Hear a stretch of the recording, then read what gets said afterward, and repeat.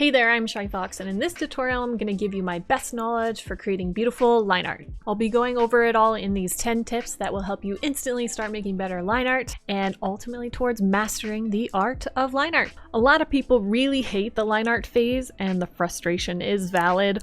Almost every digital artist feels this struggle, but you can overcome a lot of that frustration with just changing up your process with some of these tips I'm about to share, and you'll be making beautiful and clean line art before you know it.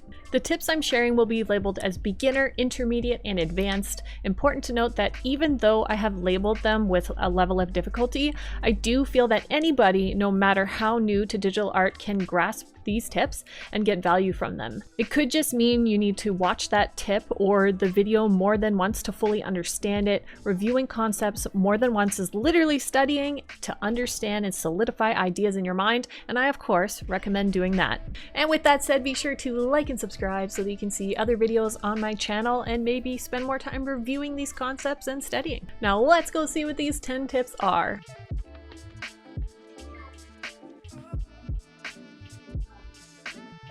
Tip number 1, use line art references. And yes, I'm serious, I specifically want you to look for artworks of just line art that are uncolored and use them as a reference. You can reference anything you're trying to learn. Google for line art styles and be observant, whether that's comic line art or anime style line art, and emulate that style. Noticing how the line art looks isolated from the colors in a reference can really help you to understand what line art can look like if it's done well. Take notice of how the hair is lined, where those lines are, how thick they are, how the intersections may be blocked in, etc. Number 2, line art setup. Let's start with some basics around how I actually get set up to do line art after finishing a sketch. So how I actually get set up then is sometimes I'll change the color of the line art to like a blue or a lighter blue. I painted in navy, so this is fine. And then I'll turn down the opacity of the sketch to an amount that feels good. And then I'll create a folder, and inside that folder that is above the sketch, I will add a vector layer into it, or just a layer. And then I also like to color code my folders so that I can be organized. Vector layers are a special type of layer for manipulating your lines with line tools, and I'm using Clip Studio Paint. So Clip Studio Paint does have these vector and line tools. And speaking of tools, tip number 3 is to understand your program's line tools. The main tool I want you to be aware of is the stabilizer. This one is a must, as making our line smooth is key. To quickly demonstrate what the stabilizer does, it just makes it so that when you're drawing on your tablet, it makes your lines a little bit smoother. If I turn off my stabilizer, I might be able to draw really fast, but if I'm trying to draw like a nice line, it might not look so good. Whereas if I turn my stabilizer up, do the same thing, it could look a lot smoother. So let's just zoom in and compare what these lines look like. One looks really smooth with the stabilizer on, and the other one has little wobbly bits because the stabilizer is off. Side note, don't feel guilty for using it no matter what anyone else says. Just like every other tool in our art programs, they are there to be used and aid in our digital artwork. We are digital artists. That said, set your stabilizer to a level that feels comfortable by testing it out. I have a video on my channel going over the 6 best tools in Clip Studio Paint for making clean line art and speed up your process, so you can check that out in the top right or in the description. It is the best program for making line art in my not sponsored by Clip Studio Paint opinion, but wish I was. Understanding what your program is capable of will really make your art process cleaner, smoother, and more efficient. Some programs have good lining tools and others don't have much. Clip Studio Paint, for example, is capable of having vector layers that I mentioned before that you can then do things like transform your lines, drag them, re-angle them, make them slightly longer, thicker, change the line art brush you used after the fact, special line art erasers, how to line art with a computer mouse, correct lines that are close but not quite there, to name a few. And again, see that Clip Studio Paint video of mine if you want to learn these tools for that specific program. All of that definitely deserves its own video, and not everyone uses Clip Studio Paint, so you can look that up and use the stabilizer and align tools in your art program. Overall, the line art tools compensate for shaky hands in general, inability to do things manually, or just help to do things faster and more efficiently. If you find yourself in a situation where you get stuck, like that round shape you're trying to draw, for example, it just isn't working, that's when you pick up line tools, and it's awesome to have digital art tools to save the day. Tip number 4 is to create single stroke lines. You may have heard draw like you're confident, which is good advice, but how does one actually do that? Well, you just can't draw your lines too slowly, and fair to say you also don't want to draw too fast, but you are aiming to draw a completed line in a single stroke and take that stroke as far as you can, and then draw the next line based on something changing, like a changing direction. But if it's continuous line in that direction, you should draw it as long as possible without stopping. You don't want to sketch your line art in, that's a no-no, with the exception that this is literally the style you're aiming for. So draw confident, continuous lines, and if you can't get those lines right, once again, refer to the previous tip and know to use your tools. And steady and continuous lines also comes from practice and experience. All this stuff might feel really awkward for a while, but it gets easier. All of this is a skill you develop, and you need to put in the hours, and lots of them. Tip number 5, don't zoom in too much. It's easiest to draw single stroke lines when you don't zoom too much. For example, if I was trying to draw the line art for this ear, instead of drawing out here where I can reach the whole part of the ear in one line stroke, it would be like zooming in like this and then finding it actually hard to be steady because I'm so zoomed in. My line will look much nicer if I'm actually zoomed out and my arm and hand in real life physically don't have to travel as far. Zoom so that you can create a stroke in one arm motion. How much you zoom depends on the intended stroke. Tip number 6, find the right line art brush. Line art brushes don't always have to be a pen. Lately I've been using a pencil tool for my line art with the opacity turned all the way up. I find it's just softer looking at the ends of the lines because of the pencil, and I like the way it looks when pressing lightly. Lots of people think the key to line art is the right brush. It's so much more than that. Arguably, you could use any brush you want. Different brushes create different looks, but it's applying all these other rules or ideas about line art with whatever brush you choose to make the line art look great. If your program supports vector tools, then you may have the option to test out different brush looks and decide what you like best after the fact, like after you've drawn your line art. If you want to learn how to do that in CSP and change your line art brush after the fact, then you can check out that video I mentioned, and again, it's linked in the description. Tip number 7 is to stop and look. I want you to stop and look at your line art zoomed out periodically while you're drawing, not just at the end when you're done, when you think you're done your line art, and take a good look at it. And this will help you catch issues. And you can step back and say, does this look good? Does the art look good as a whole? Does the line art look unified? Are the thicknesses of the line matching the other areas of thicknesses? Things like that. And on that note of line thickness, tip number 8 is to vary your line thickness and do so strategically, not randomly.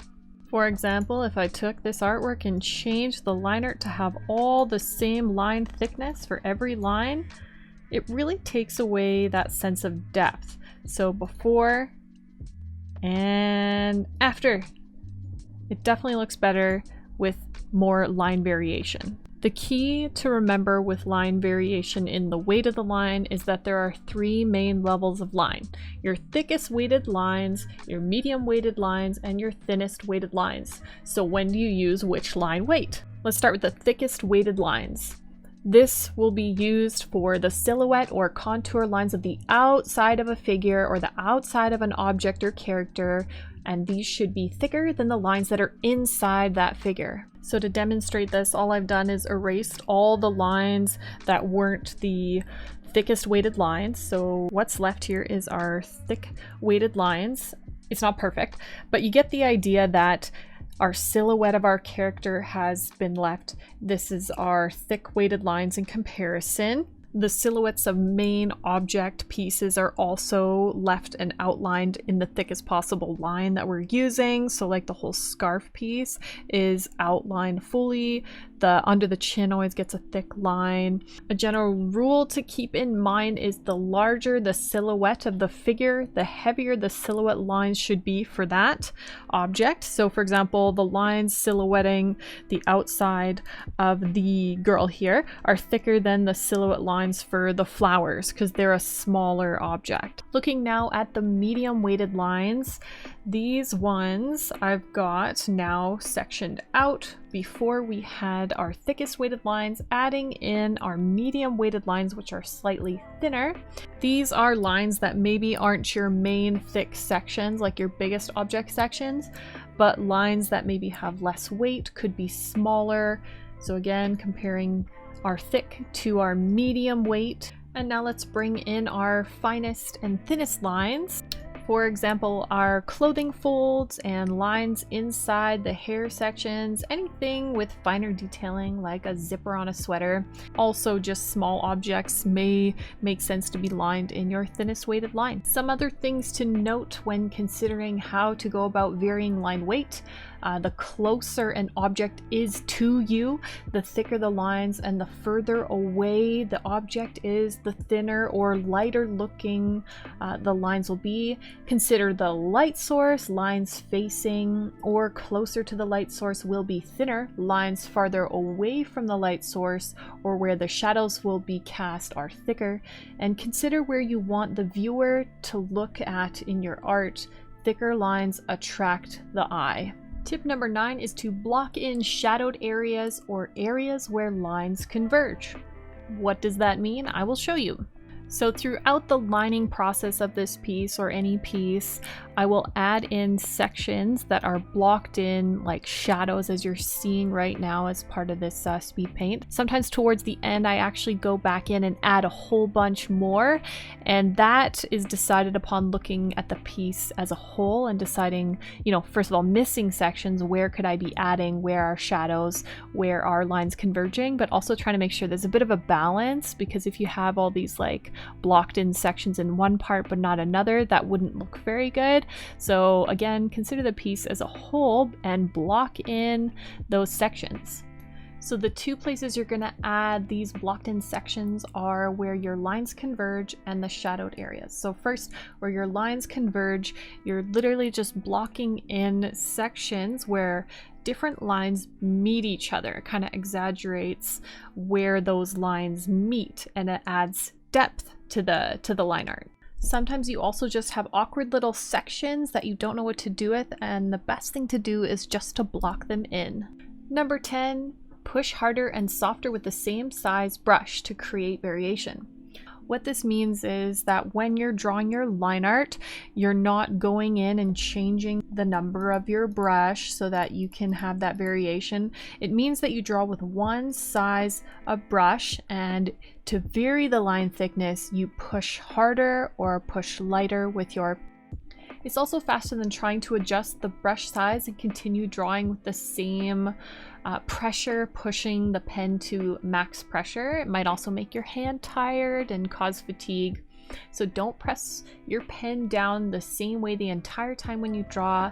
Sometimes you're going to press harder and sometimes you're going to press softer, and that will create a nice variety. I think this is one of the most important tips, and for me, when I started doing this, it really transformed my line art. And a bonus tip, 2 things you can do to help your line art after the lining phase and after the coloring or during the coloring phase.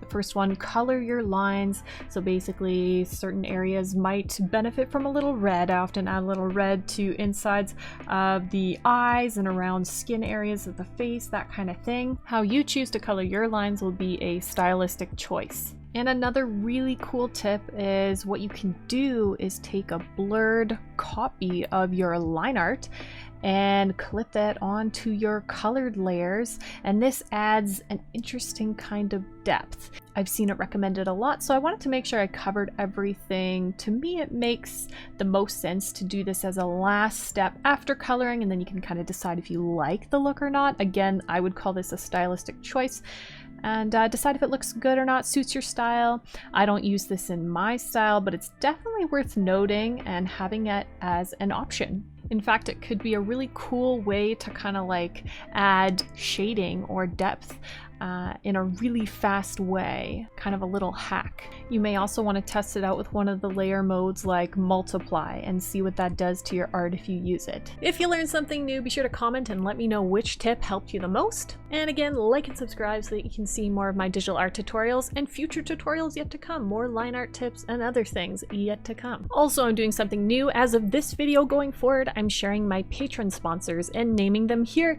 You can check out my Patreon link in the description and become a supporter to making these tutorials possible. Thanks for watching and have the best day.